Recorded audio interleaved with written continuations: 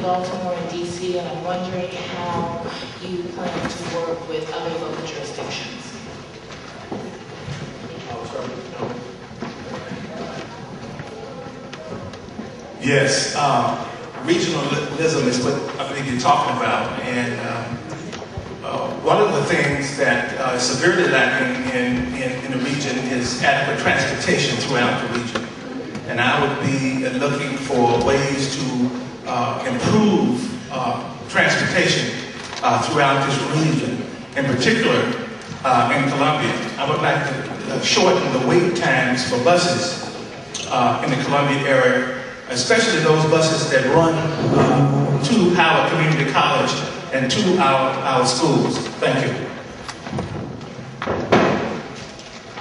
You know, we're all in this together. Most people don't know where the county boundaries are, or if they know, it doesn't matter so much. You might work in Anne Arundel County and live here, or live in Baltimore County and work in Columbia. And we're in this together. We need to do a better job of coordinating with our neighboring jurisdictions.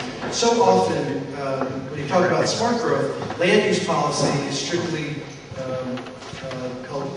done by the local jurisdiction. And we don't do enough, or really very little, or any, talking with our neighboring jurisdictions about what they're planning. For instance, Newmarket in Frederick County just approved 14,000 homes.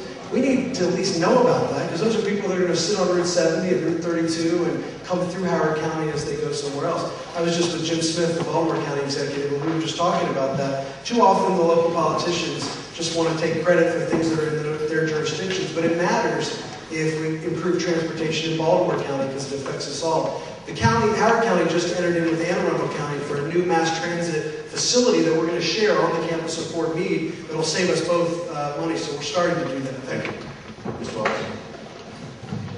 I think it's all important. You're talking about interconnectivity. I think we ought to have meaningful dialogue with area counties, and those are contiguous with us. I think we ought to look at the issues of transportation. Certainly, an impact of BRAC, Bay Street line closure, is going to be great in Howard County, and I would, my administration would work with Anne Arundel from Baltimore County and area jurisdictions regarding that kind of impact.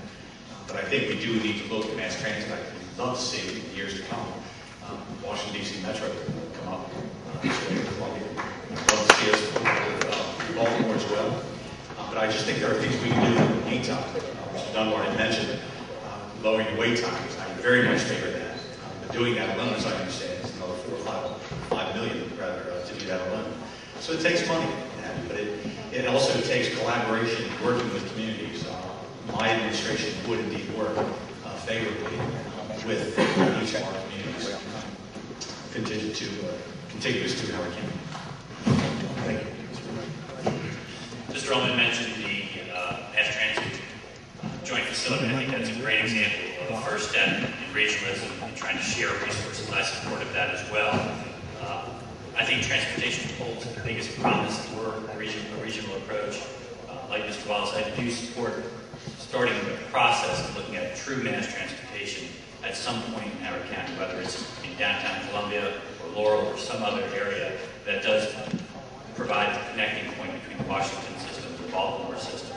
So it holds a lot of promise. So I think transportation would be the best opportunity. We also need to reintegrate the Baltimore Metropolitan Council. It's sort of a running joke. I've been the representative for the Baltimore Metropolitan Council for years in the county council, and every month we give a report, we give no report, because they don't meet. They are mostly in name. The county executives meet, but the councils don't meet. So I think it's important to reinvigorate the Baltimore Metropolitan Council to have them